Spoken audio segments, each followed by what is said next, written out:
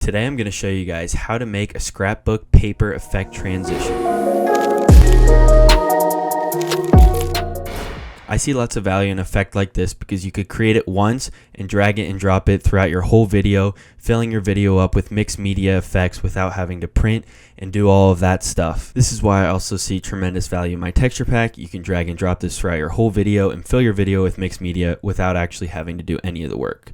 So if that's something that interests you, go check out my website, creativeflowmarket.com. Further ado, we'll get right into the video.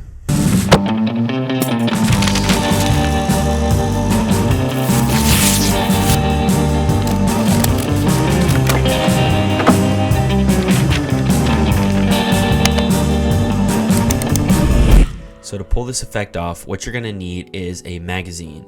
So there's multiple ways of doing this. The way that's going to be easier for you guys is just to go to Google and search in something like old magazines. Once you do that, just go to images and a bunch will show up here. You can click on one and you can scroll down and it'll give you related images, but you're going to want to go through there and select which ones you want and save to your desktop. You can also change your search and you'll get different options. Here's old car magazines, but you're going to want to save all these and you're going to want to print these out.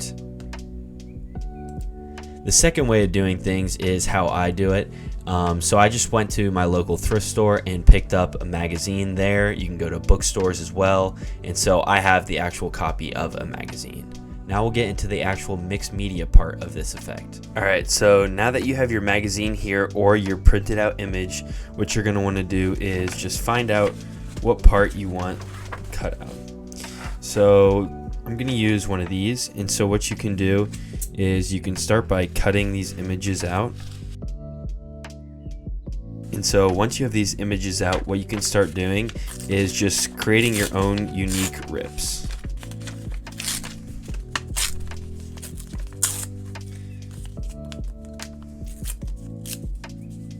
So something like this. So once you have one of those rips, set that aside. And you're just going to want to create a couple of these. You can make these as messy or as clean as you guys would like. So instead of cutting this out, I'm just going to rip this out here. And so you can either rip out the whole subject, part of the subject. This is kind of where you can get creative with it and just do whatever you feel kind of looks good.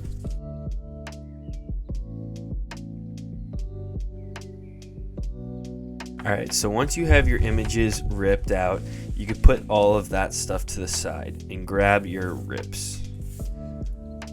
So they can be different sizes, some of them can be different shapes obviously, but what you're going to want to do now is you're going to want to get some kind of paper that is different colored.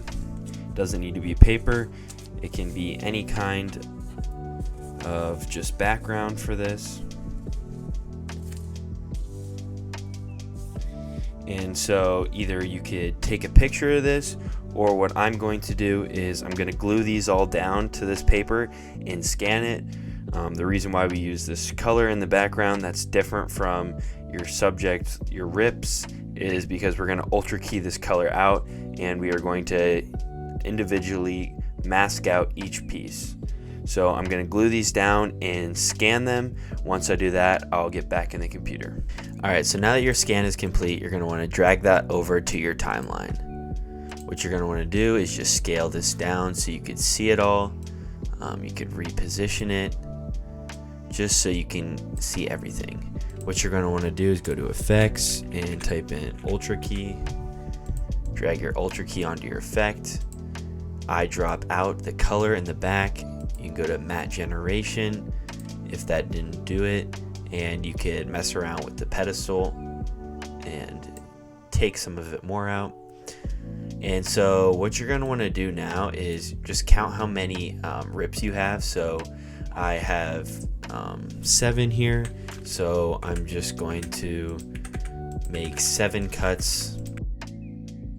So what I'm going to do now is I'm going to go over the first clip and go to opacity, and I'm just going to mask out everything other than the rip I once selected.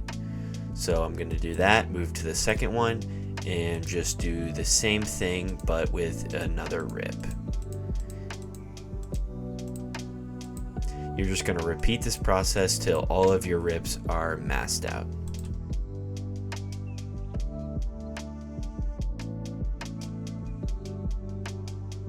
Now that all of your rips are masked out, what you're going to want to do is find where your clip transitions. So this is where it transitions right here. I'm just going to place a cut. And so what you're going to want to do here is you're going to want to put each rip in its own little channel. This is going to make sense in a second here. And so now you're just going to want to start scaling your rips so it takes up more of the frame. So I have something like this, and we'll place it in the corner right here. What I like to do is move 2 frames ahead, and then that's where you place your next rip. And you're just going to scale it up a bit, and then just place it somewhere you want it to be added to. You're going to move 2 frames and do the same thing. You're going to do this till your whole clip is gone because of the rips.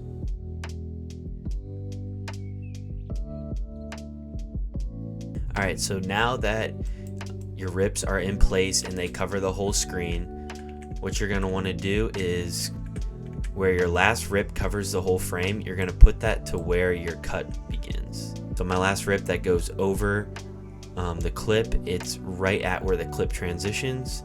And so then what you're going to want to do is you're going to do the opposite here. So you're going to go 2 frames, and then you can remove something. You can either go from where you started at the first rip, you can remove that first, or you can remove the earliest rip that you place there. It is just up to you. So I'm going to do it like this, and so every 2 I'm going to move the rips to start disappearing. And I actually didn't use this rip. The less rips you use, the less time it takes for your effect, and so you get something like this. So now what you can do to do a little more is you could add a little color to this.